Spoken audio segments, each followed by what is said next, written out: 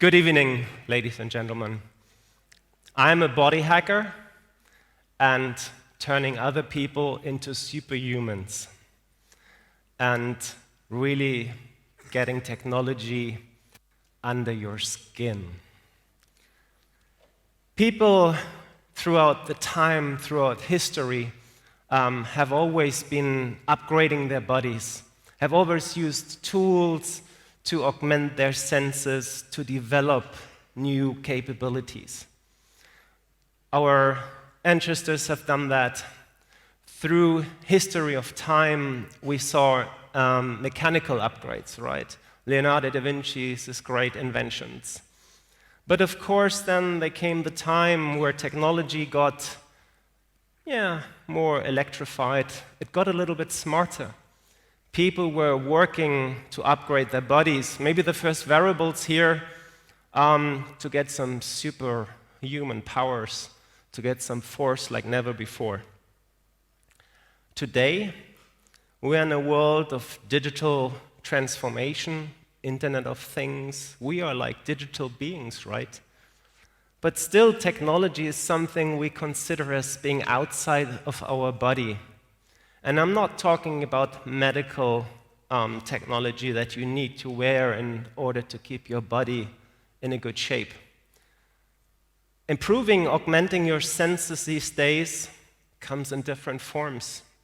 You know, Google Glass, but there are now smart contact lenses. There's artificial noses, super powerful, smelling like every molecule. We have hearing devices that augment your hearing power. You can even turn them off, not hearing anything.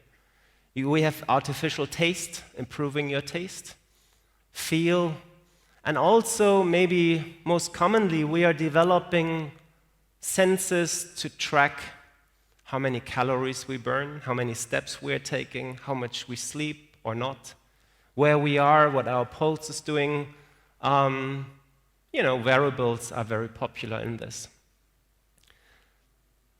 But for some people, this is not enough. And they think, hang on a minute, wouldn't it be nice to have other senses? And who wants to wear all these devices that you need to recharge every night? All these things that you need to manage in your life. So why not having senses that, for instance, let you feel the North Pole? Electricity. So where is north? So you are feeling in your chest when you're heading north. You're feeling a tingle, a vibration when you feel it. And your body will learn this ancient sensation about facing north, like the birds in the sky. So there are implants doing that, developing you a sort of north sense. Getting an electromagnetic sense for body hackers, not a problem. We put little magnets in our fingers. A friend of mine I think he has 9. And so it's quite handy, actually, when you think about where shall I put the hole in the wall, where's the cable, the wire, and you can feel the electricity in the wall. You can actually feel electromagnetic radiation when you're in front of a microwave. I'm telling you, this gives you a lot of nice tingles, and you might start to dance. Other devices, why not developing a sense that lets you feel time? So how do we know time at the moment? Because we look outside, we see it's daylight, it's night. Or we look at our smartphone. Well, watch is so old-fashioned. Smartphone, right? Why not have a sort of clock device in our body that changes temperature? And when it's midday, it's warm. And when it's really dark night, it's very cold. So your body learns, depending on the temperature in your chest, what time it is. There are other implants, basically, that biohackers or body hackers put in their bodies. Why not having the capability to let your skin glow? Well, why not put something in you that is glowing for 12 years? After 6 years, half of the glowing power is reduced because it's tritium-based, it's radioactive, but so what? You know, you just put it in there and it glows. Or it's a hand, basically. I don't know if you can see it, it's difficult to see, but it's an implant in the hand that glows in the dark. But I'm sure you can see this for people who it's not enough. You know, you put a little bit more in your body and it glows even bigger. Who needs a smartphone to turn on the torch if you can wear that in your body? Yeah, you can see that. Oh, that's very good. Of course, it's a matter of taste. Not everyone wants to be light up as a Christmas tree, even if you can do that these days. But there are other forms of implants giving your body superpowers. And I'm talking about microchips, computer microchips that we put in our bodies and experiments with what it means to have a microchip in your body. How's it performing? How's it working? What can you do? And when I say a microchip, I actually mean a variety of microchips. So there is no one microchip at all. Different frequencies, different functionalities for what you put in your body. Usually people like me, we put it in our hands, but there are also other places people put it in their neck, in their arms, in their hands, here, wherever you want.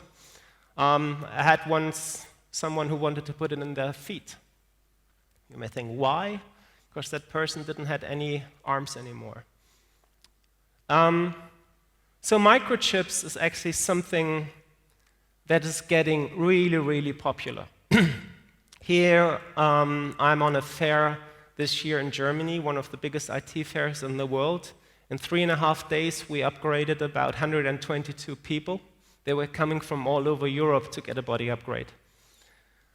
Traveling around Europe, basically, Austria, Germany, Italy, I was in Russia, Ukraine, it was fantastic. 3 weeks ago, we did some body upgrades here in Romania. And yeah, so this is happening basically all over the world and also happening with rising interest in Europe. We estimate that there are about 50,000 of people wearing microchips and implants at the moment, at least of the kind of microchip that we are aware of, and not something what you might read anywhere else. But this is like, yeah, the kind of microchips I'm talking about. And then, of course, when you hear that someone has a microchip, the first question, the 99% question is, so, and I'm sure you all have that in your mind, why? Yeah. What are you going to do with this? And why is this for? And I have a little video here for you that I put together from people all around the world using their implant in different ways. Because to answer the question, what can you do with this, is really difficult. It's like a universal multi-purpose key that you can use for any kind of applications. And let's have a look at the video. Hope it's starting. So you may want to use it for opening and getting into your car, for reading your body temperature. All right, you just scan it. Public transportation? Yeah, why not? Get in there, unlocking your doors. Who needs keys anymore? You have a motorcycle or you have a boat, and you jump into the ocean and don't want to carry your keys with you in the water swimming there. Just get a microchip. Getting in and out of your house. That's a common application. Fitness gyms. Probably a lot of you are in a gym. At least in Germany, we have these cards to get in and out. Who wants cards in a fitness gym? Bah, get rid of it. Opening your garage with your hand, it's so much easier, right? Other applications, getting into a stadium where you have maybe your year's ticket in your body, unlocking your phone or having your business card, sharing your identity with someone. Having old-fashioned paper business cards is so last century, right? doing some machine payments. Why not? Yeah. So there are like really lots of applications, and people experience every day around the world other forms of applications, what they're using it for. There are even now startups developing certain third-party applications around it. Here's a startup from Sweden, Bitcoin transactions. Thank you, payment complete. And who needs an old-fashioned smartphone when you board an airplane if you can simply swipe your hand? Well, just, smartphones are so old-fashioned.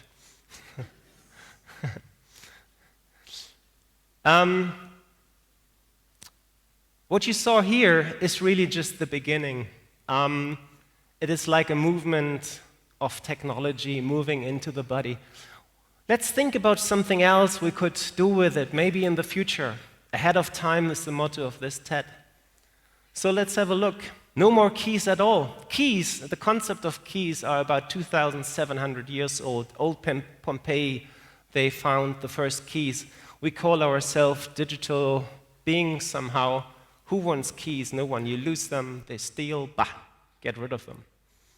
No more plastic ID cards. Hi, policeman, you want to see my driver license? Scan my hand. And the policeman scans the hand, gets the data, and when the shift is over and he gets home, access to your information, to that information is locked because now someone else, a different policeman maybe, is on the shift. So, lessens fraud. Coupon cards. You all know this problem. Every shop you are going, they have this customer loyalty programs, right? And you can collect points everywhere. And, you collect coins? No, I have no more room in my wallet for more cards. Just swipe your hand. E-wallet connected with your bank card. We are already paying digital, right? Why not using our hand to identify us? This is turning. Healthcare information. There's really a big problem with healthcare providers, with insurance companies around the world getting all your medical data. And because of that, people are getting mistreatments, they're getting the wrong medication, it causes a lot of money or costs. And why not store your medical profiles on your implants, so that you have everything with you in case something happens in ICE, in case of emergency. We can think about password logins and encryption generation. I mean, you all know this, right? We had even this hacking presentations a little bit earlier today. You have to think about new passwords all the time, not only for new applications, but then for, you should change it every 3 months. And when you are no longer a Facebook member, how are you going to log into Spotify? Because Spotify is connected to your Facebook accounts and so on. Why should know Facebook that I'm a Spotify listener? Get rid of that. Generate the passwords in your body. Smart homes. Our homes getting smarter and smarter. That's nice that the house knows where I am and the music follows me through the room. But what is happening if I have a big family? How shall the house know who's in which room and who's sitting on what toilet and things like this? Just wave your hand and the toilet knows who's sitting there and can analyze your morning urine. Universal public transportation, anti-theft smartphones. Yeah, they can steal it, but they cannot use anything at all with it anymore. Even if they know your password or they can copy your fingerprint, they cannot do anything because to open it, to encrypt it, you need a body implant. So these are all scenarios we can imagine that can happen in the future. And thinking about the future, well, the future is here. We call it flex implants. So these are like paper-thin implants. They have nothing to do anymore with these round ones I had earlier on. So they are like, you just lift the skin and slide it under. It's very easy. And you have everything that you need. Well, that's me. Getting the first one in my body, we were experimenting basically with what's the best form of getting it under your skin.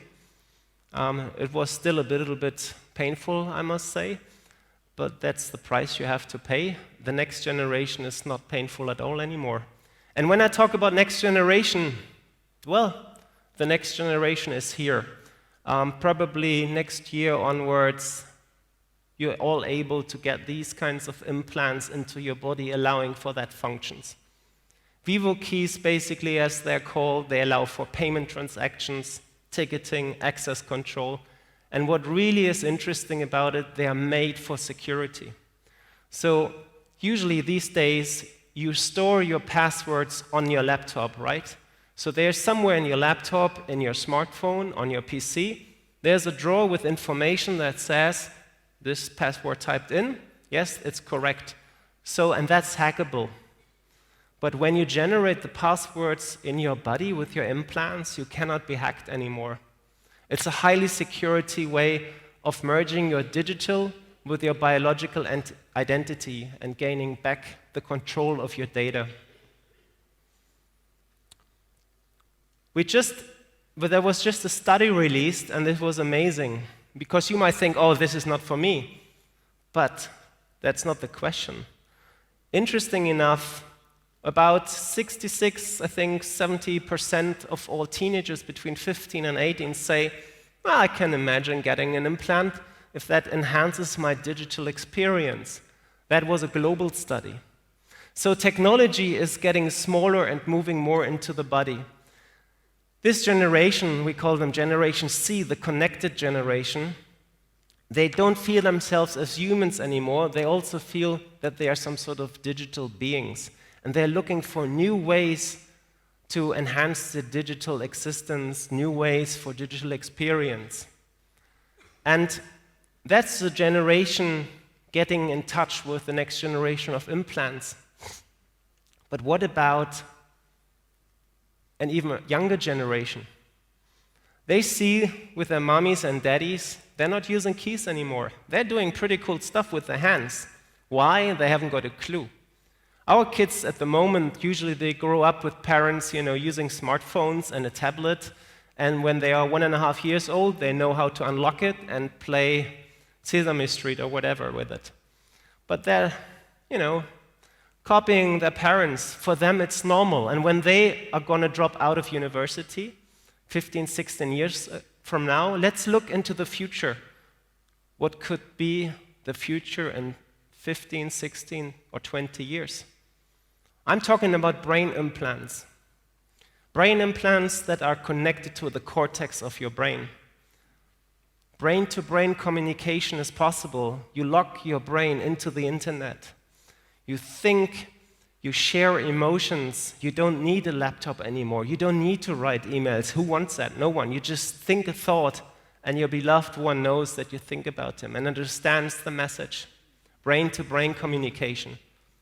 You need to know something? Google on the brain. Just, connect yourself to the internet with your brain implants, and you get the information.